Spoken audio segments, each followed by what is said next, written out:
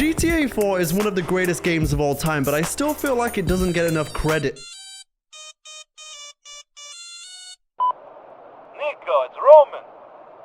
Let's go bowling. I must have the wrong phone. GTA 4 sits in a weird spot in time. While it is one of the most brilliant, well-sold, most successful games of all time, it also suffers from an unhealthy mix of players who never even played this game and players who don't really like it. With a lot of people commenting on its poor driving mechanics, the lack of colors in the game, the lack of customization, and generally the stripped-back nature in comparison to a GTA San Andreas or a Grand Theft Auto 5. But make no mistake about it, this game was magnificent. And today we're taking a brief look back on what made this game so special. I'll also say before someone says, did you forget about the myriad of other GTA games between GTA San Andreas and GTA 5? I did not. I honestly think that Chinatown Wars, Vice City Stories, and Liberty City Stories are wildly underrated as well, but that's for another day. If we're talking strictly mainline GTA games, then GTA 4 is a heater. It only anchors my opinion in saying the following sentence. GTA 4's story is stronger than GTA 5's. Life is complicated. I killed people, smuggled people, sold people. Perhaps here, things will be different. The story of Niko Bellic arriving fresh off the boat in a late 2000s New York-inspired Liberty City is truly magical. Niko Bellic, a hired gun hardened by the horrors he saw in the Yugoslav wars in the 90s, arriving in the USA to discover the American dream that his cousin Roman had been talking about as his past from the old country continues to torment him. This game introduces you to Niko Bellic as he adjusts to the way of the American lifestyle and also his life of crime. Every moral decision, every date, every death, every mission, every small adjustment to the American customs. Nico, my cousin! I couldn't believe it, you're here! Welcome to America! Bravo, Barazzaru! Every little story beat, every little detail about his life pre-GTA 4, pre-moving to LC, this was a protagonist, okay? He's almost like Arthur Morgan before Arthur Morgan. And I only say that as a compliment because Arthur is one of the most well-written, deep, flawed yet intrinsic characters in Rockstar Games history.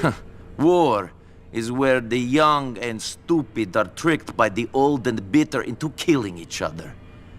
I was very young and very angry.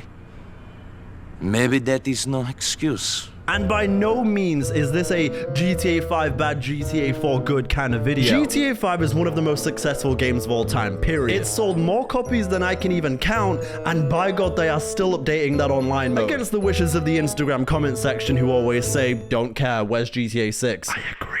Where is Trailer 2? And it goes without saying, but the GTA 4 theme song, good lord. Have you ever found yourself having to walk through a dark downtown setting, not quite knowing what's lurking in the shadows? Well, may I go ahead and prescribe to you GTA 4's theme song, Soviet Connection, because it will make you feel 110% more Eastern European badass. I'll just go ahead and say it, Roman. I'll grab life by the big American titties. Yoko, fed you Roman's cousin.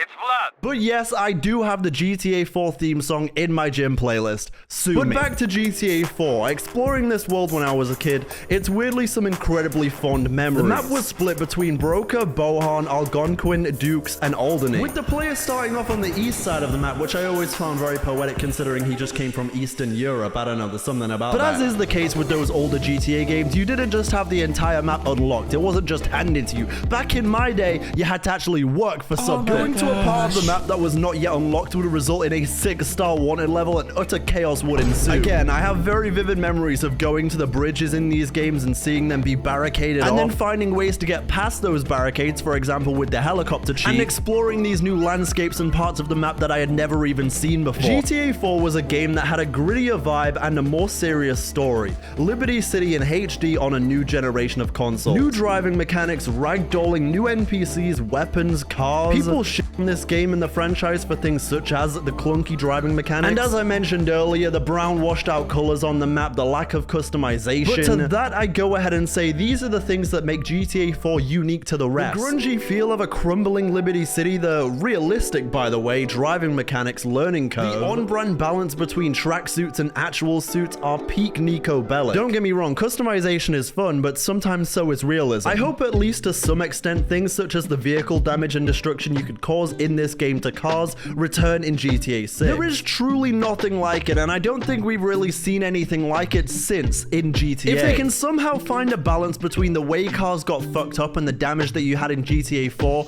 along with the kind of arcade style in GTA 5, that would be perfect.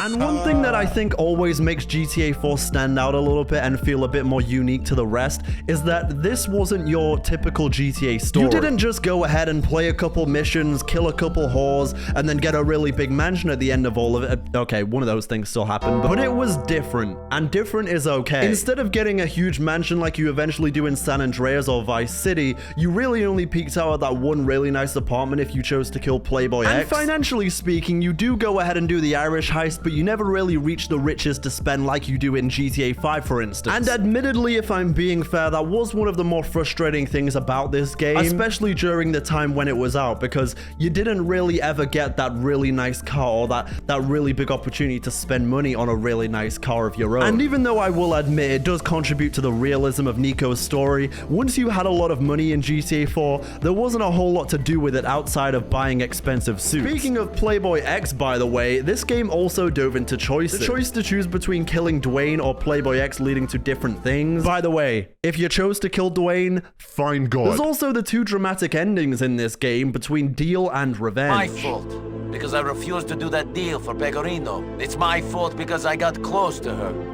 I shouldn't get close to anyone. You know, it kind of sounds like a Kanye tweet, but regardless, it goes hard. But anyway, back to me doing tricks on it. The ragdoll physics in this game was so much fun when I was a kid. I would literally spend hours just ragdolling that poor Eastern European all around Liberty City. The amount of times I threw that man off the Empire State Building and laughed, oh man. Oh man, it's completely sick and twisted in the head, but just seeing him...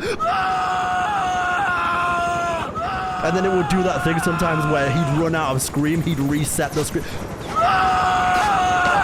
I really love how GTA 4's NPCs made the city feel alive too. A lot of the NPC strangers and freak missions would never really be pointed out on the map. They would just happen. I like the idea of just walking around the city and then something happens. It makes the game almost feel like a GTA Online server before we even had GTA Online. Now let me go ahead and touch on this game's DLC packs real quick. We've got The Lost and the Damned and The Ballad of Gay Tony. It's nice to see you, Mr. Big Shot. Acting downtown. Under this ravaged, drug-addled exterior lies the heart of a reactionary prick, so I thought I'd fit right in. Both terrific additions to the world of Liberty City that further added to the culture of the world they built. Look and listen. Big, you ugly. Whoa, that's heavy, man.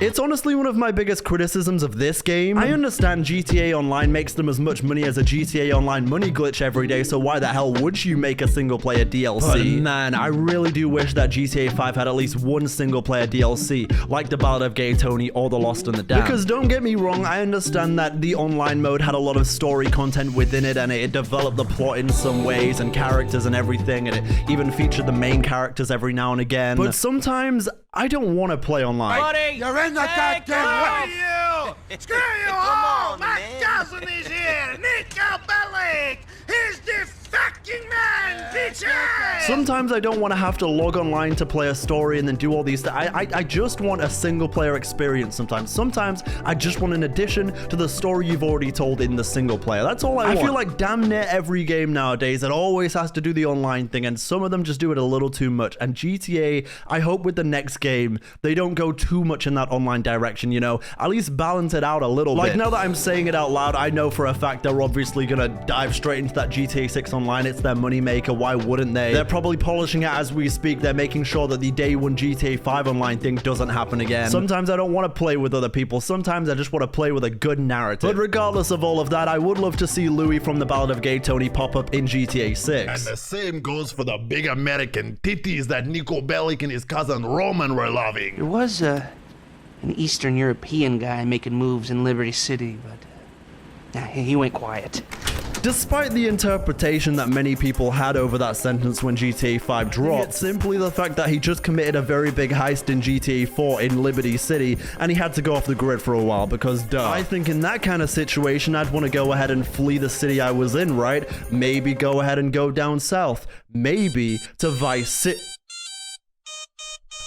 Roman, Okay, you know, let's go bowling. fine. Let's go bowling. Yeah, fine. I'll go bowling with you.